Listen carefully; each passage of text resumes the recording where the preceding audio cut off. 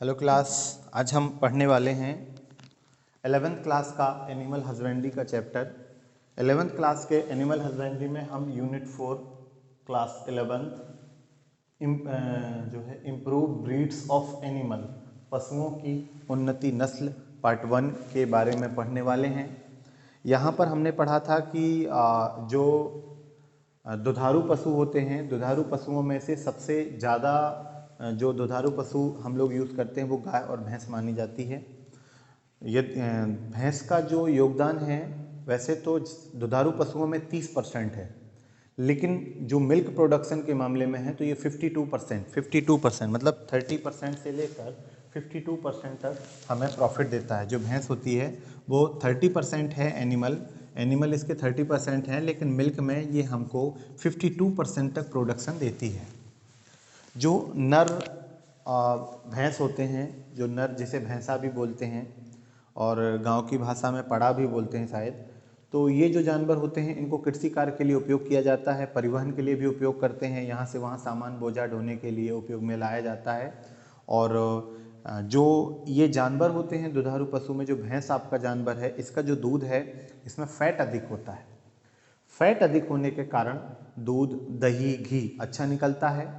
दूसरी चीज़, जो भैंस होती है इसका मांस भी उपयोग में लिया जाता है, हड्डी और खाल भी उपयोग में ली जाती है। तो ये एक जो है इनकम का अच्छा स्रोत माना जाता है। इसी के साथ कई देश में तो जो है इसका मांस वगैरह भी खाया जाता है। अब साधारण भैंस जो है एक औसत गाय की अपेक्षा, जो गाय होती है गाय की अपेक्षा साधारण भैंस हमको 4 गुना अधिक आर्थिक स्थिति बढ़ाता है। शांत सीधे स्वभाव का जानवर होता है, ज़्यादा मेहनत इसमें नहीं करनी पड़ती है। जो भैंस की उत्पत्ति एवं विस्तार है तो देसी और जो जली भैंस होती है वाटर बफेलो के नाम से जानी जाती है। इसका जंतु वैज्ञानिक नाम बोवेलस बोवेलिस है। जो बोडवी कुल और बोवनी उपकुल का जानवर माना जाता है। पालतू भैंसों की उत्पत्ति जंगली भैंसों से हुई है, जिसे अरनी कहा जाता है। भैंसें पूरे देश एशियाई में भैंस जो है पूरे दक्षिण एशियाई में पाई जाती है, इसे एशियाई पशु भी कहा जाता है। पालतू भैंसों को उनके आवासीय प्रवेश के आधार पर मुख्यतः 2 समूह में बांटा गया है। भैंस को उनके 2 समूह में बांटा गया है। उत्पत्ति एवं विस्तार में आपने समझा किसको किस कुल में कैसे क्या किया। अब सबसे पहला पॉइंट है, मुख्य 2 भागों में इसको बांटा गया है। सबसे पहला पॉइंट है आपका पंकीले परिवेश की भैंसें। यहाँ पर हम लिख सकते हैं परिवेश के आधार पर 2 भाग। नंबर 1 पंकीले परिवेश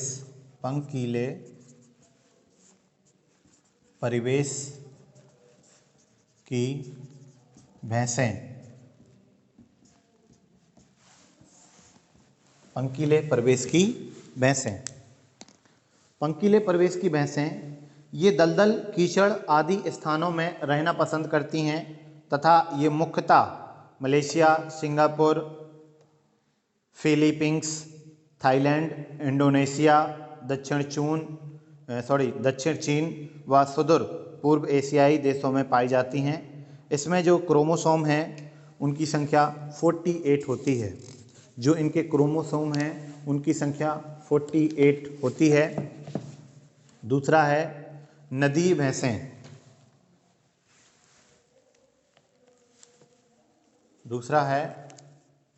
भैंसें। इसमें जो क्रोमोसोम होते हैं वो 48 होते हैं। दूसरा है आपका क्या था, नदीय भैंसें। नदी भैंसें क्या होता है इसको समझिए आप। ये भैंसें स्वच्छ जल ज़्यादातर पसंद करती हैं। ये अच्छी तैराक, गुड स्विमर होती हैं। ये मुख्यतः भारत, पाकिस्तान, बांग्लादेश, नेपाल, भूटान में पाई जाती हैं। ये मुख्यतः दूध देने वाले होती हैं। इनमें जो क्रोमोसोम होते हैं उनकी संख्या 50 होती है। इनमें जो क्रोमोसोम हैं वो 50 होते हैं और इसमें 48 होते हैं क्रोमोसोम। भैंसों की कुछ प्रचलित एवं उन्नत नस्लें होती हैं जिनके बारे में हम पढ़ेंगे। भैंसों की जो है कुछ प्रचलित और उन्नत नस्लें होती हैं।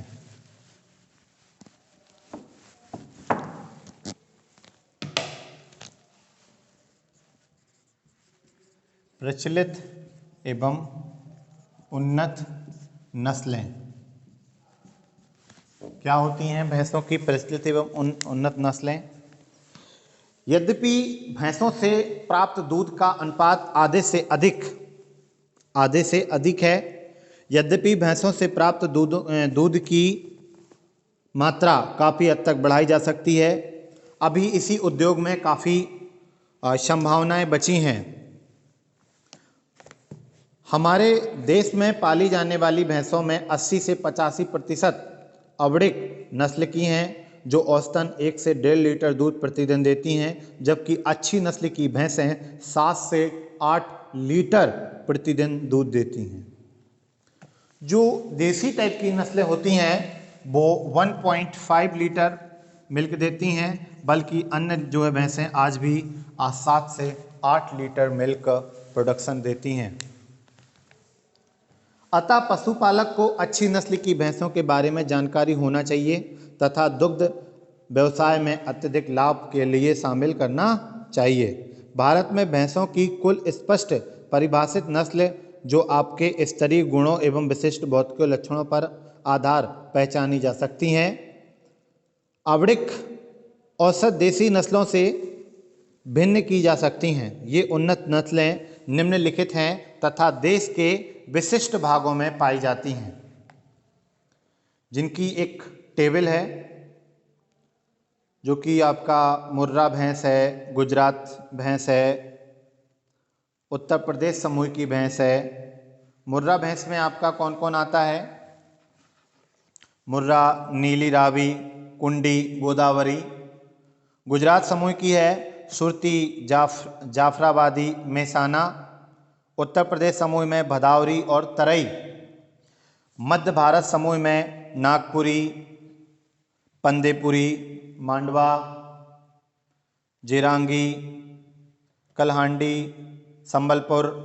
दक्षिण भारत में टोंडा, दक्षिण करनाल, ये सारी भैंसें पाई जाती हैं। इनमें सबसे पहली भैंस है मुर्रा भैंस, जिसके विषय में हम पढ़ेंगे।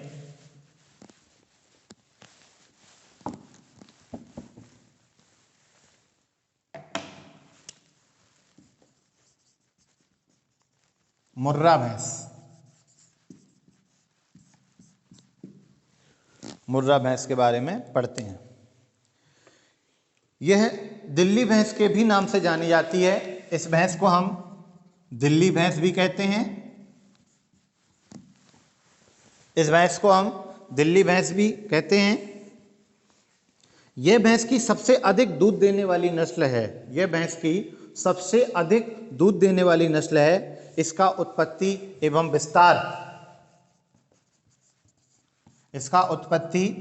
विस्तार पढ़ते हैं, कहाँ से आया है, कैसे क्या है।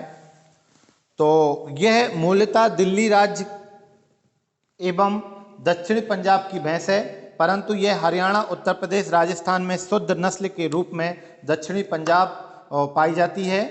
पंजाब के रोहतक में इस नस्ल भैंस को ख्याति प्राप्त बाजार है, जहां से ये देश के अन्य भागों में निर्यात की जाती है। और रोहतक, ये जो है पंजाब के रोहतक जगह से है, जो पूरे देश में, यहाँ से पूरे देश में निर्यात की जाती है। इसका रंग एवं आकार किस टाइप का रंग होता है और किस तरीके से आकार होती है। इस नस्ल की भैंसें काले स्याही रंग की होती हैं, परंतु माथे, मूछ एवं पैरों पर सफ़ेद धब्बे पाए जाते हैं। इस नस्ल की भैंस का सिर व गर्दन छोटे, पिछला भाग छोटे परंतु घुमावदार सींग होते हैं एवं कान छोटे व पतले होते हैं। इसकी पूंछ लंबी होती है। इसका चमड़ा मुलायम होता है, चिकना होता है और उस पर कम बाल होते हैं। ये भैंसें काफ़ी भारी होती हैं। इनके पैर सीधे एवं खुर काले रंग के होते हैं। मुर्रा मादा मुर्रा भैंस के अयन सुविकसित तथा उभरी व स्पष्ट दुग्ध सिराएं वाली होती हैं।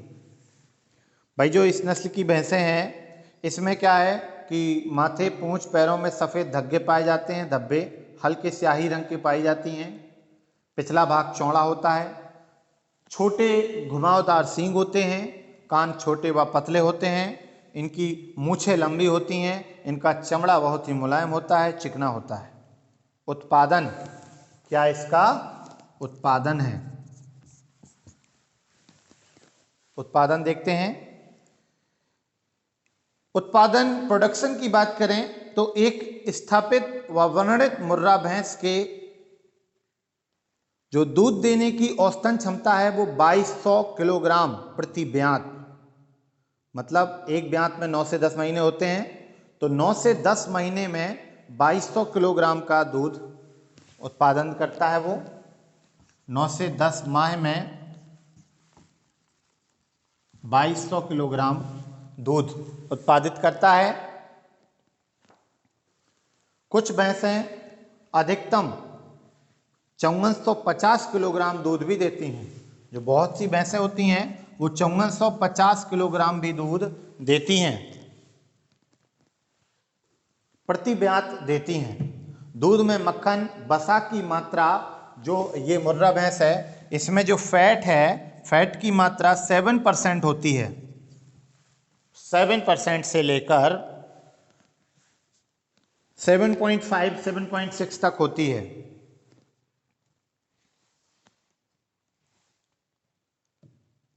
हमारे देश में मुर्रा प्रजनन अनुसंधान केंद्र कहाँ कहाँ पर हैं, इस चीज़ को समझना है। हमारे देश में जो मुर्रा प्रजनन अनुसंधान केंद्र है वो हिसार हरियाणा, पशु प्रजनन फार्म अंजोरा जिला दुर्ग मध्य प्रदेश, पशु प्रजनन फार्म कितरपुर जिला इटारसी मध्य प्रदेश, पशु प्रजनन फार्म रतौना सागर मध्य प्रदेश में है। मुर्रा भैंसों की औसत माप व वजन। अब इन भैंसों की औसत माप और वजन क्या क्या है, इस चीज को समझते हैं।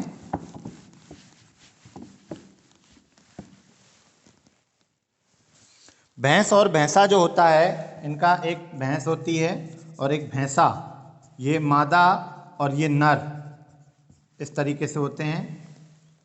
इनकी ऊंचाई 133 से और इसकी 142 सेंटीमीटर में होती है। लंबाई, ये तो ऊंचाई है, ये ऊंचाई है। लंबाई की बात करें तो 149 से 150, 149 लंबाई और 150 लंबाई होती है। ऊंचाई 133 होती है। परिधि 220 सेंटीमीटर और वजन 450 और 550, 450 केजी और 550 केजी वजन होता है इनका। वेट। अगली जो नस्ल है हमारी,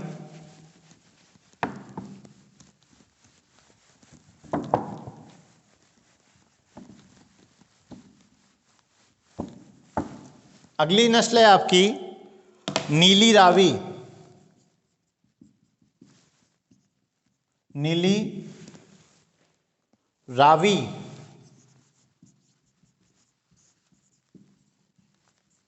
नीली रावी है। यह दूध देने वाली भैंस अच्छी नस्लों में से एक है। मुर्रा के बाद इसका स्थान आता है। इसकी उत्पत्ति एवं विस्तार।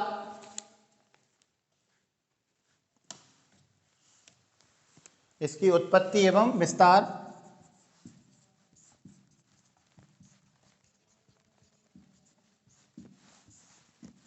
इसकी उत्पत्ति एवं विस्तार।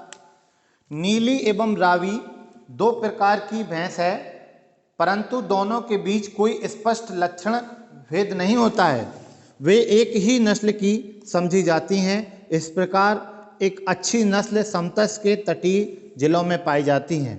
ये मुख्यतः मोंटगोमरी एवं फिरोजपुर जिले में पाई जाती हैं। मोंट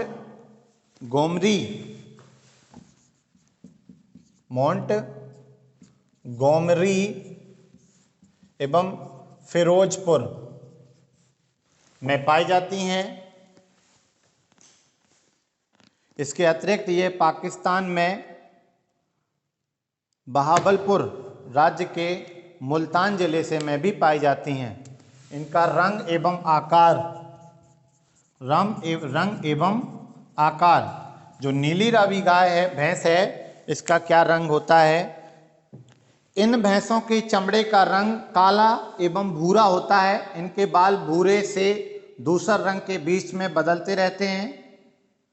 इनका सिर लंबा, ललाट चौड़ा उभरा हुआ, माथा चौड़ा एवं सींग हंसिया की तरह मुड़े होते हैं।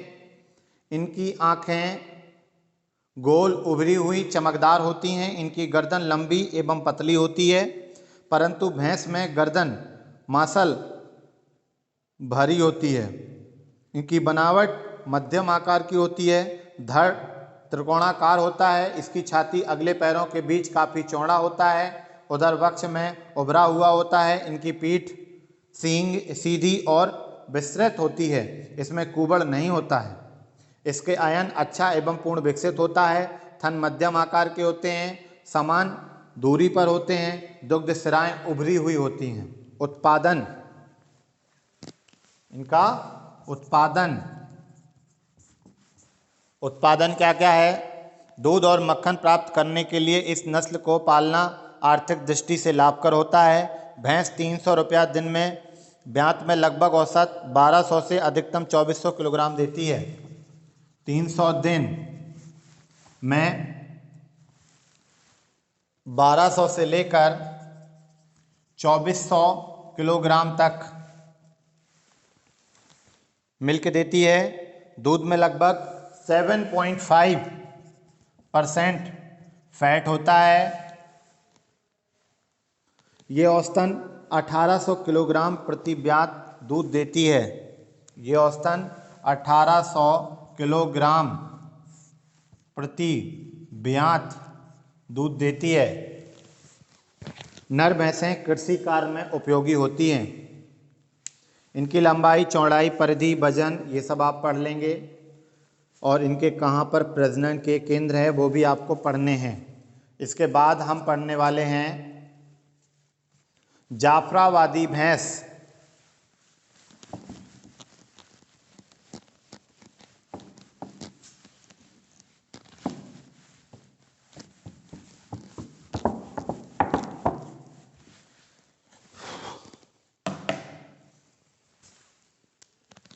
जाफराबादी भैंस,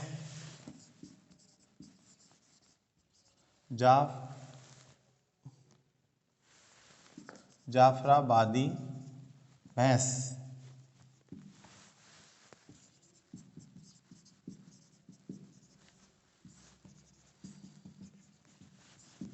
जाफराबादी बफेलो। इनकी उत्पत्ति एवं विस्तार,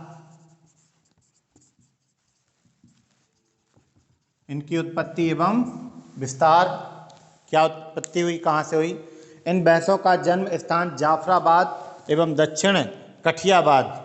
इन भैंसों का जाफराबाद एवं कठियाबाद जन्म स्थान है।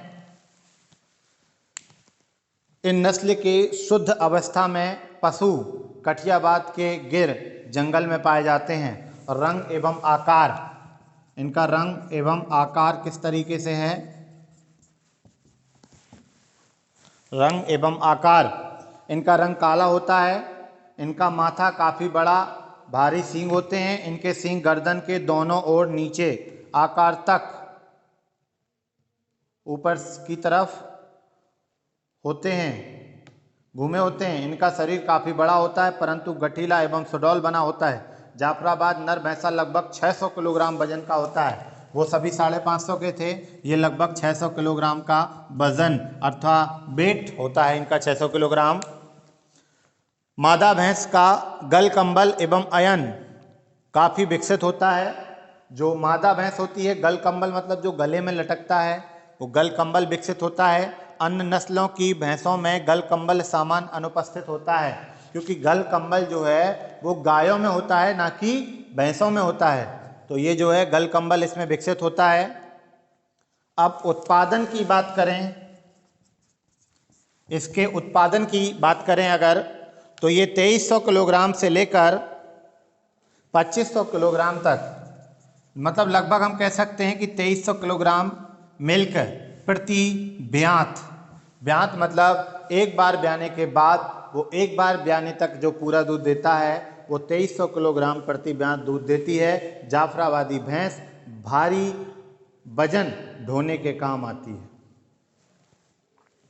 जाफराबादी भैंस का दूध घी बनाने के लिए सर्वाधिक उपयोग किया जाता है। दूध में 7.8% वसा होता है। इसके जो दूध में उत्पादन 7.8% फैट होता है, उसमें 7 था, उसमें 7.5 था, इसमें 7.8। जाफराबादी भैंस की नस्ल सुधार के लिए जूनागढ़ में एक फार्म है। यह गुजरात कृषि विश्वविद्यालय के जूनागढ़ कैंपस में स्थित है। जूनागढ़ में इसका एक कैंपस है जहां पर इसलिए इसकी नस्ल सुधार के हेतु कार्य किए जाते हैं। अगला हम पढ़ेंगे मेहसाना भैंस। जाफरा भैंस के बारे में आपको समझ में आ गया होगा। अगला पॉइंट हम पढ़ेंगे मेहसाना भैंस। जाफराबाद की जो भैंस है इसका वेट आपका 600 किलोग्राम तक होता है। मुर्रा भैंस का 550 होता है, और उसके बाद जो हमने पढ़ी थी मैं वो उसका भी 450 है, लेकिन 550 है, लेकिन ये जो भैंस है इसका वेट 650 के आसपास होता है। अब हम पढ़ने वाले हैं मेहसाना भैंस। मेहसाना भैंस, मेहसाना भैंस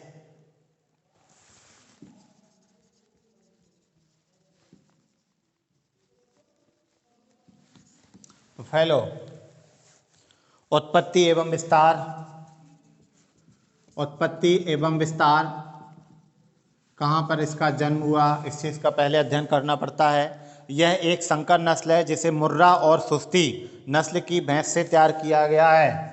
यह एक संकर नस्ल है जिसे मुर्रा और सुस्ती सुरती मुर्रा, मुर्दा लिख दिया, मुर्रा और सुरती नस्ल की भैंसों से तैयार किया जाता है। इसका मूल स्थान गुजरात का मेहसाना जिला है। गुजरात में मेहसाना जिला, वहाँ पर इसका जन्म स्थान है। यह संकर प्रजाति की भैंस है। बड़ौदा तथा उसके आसपास इस जाति की भैंसें मिलती हैं। बड़ौदा में भी ये भैंसें मिलती हैं। बड़ौदा उसके आसपास की ये भैंसें पाई जाती हैं। अब बात करते हैं इसका रंग एवं आकार। इनका रंग एवं आकार किस तरीके से होता है। रंग एवं आकार ध्यान देते हैं। इनका रंग साधारणतः काला होता है। सिर लंबा भारी होता है। आंखें उभरी हुई होती हैं, चमकदार होती हैं। सींग मुड़े हुए परंतु मुर्रा भैंस से कम मुड़े होते हैं। गर्दन थोड़ा लंबी होती है। शरीर मुर्रा से अधिक लंबा मध्यम आकार का होता है। शरीर पर बाल खुरदरे तथा कम घने होते हैं। मादाओं में अगला भाग तथा पिछला भाग चौड़ा एवं भारी होता है। आयन विकसित शरीर से सटा हुआ होता है। थन काफ़ी मोटे समान दूरी पर लगे रहते हैं। दुग्ध सिराएं स्पष्ट दिखाई देती हैं। अगर हम उत्पादन की बात करें तो 1360 से लेकर 1280। अगर उत्पादन की बात की जाए तो 1360 से लेकर 1360 से लेकर 1820 300 दिन या प्रति ब्यात कह सकते हैं में ये उत्पादन देती है। वो इतने किलोग्राम 1360 से लेकर 1820 किलोग्राम 300 दिन में या एक ब्यात में देती है वो। इसके बाद अगला हम पढ़ने वाले हैं भदावरी भैंस।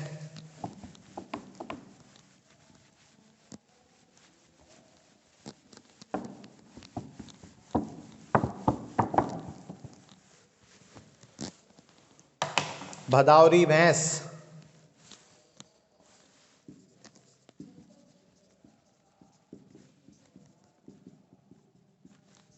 भदावरी भैंस।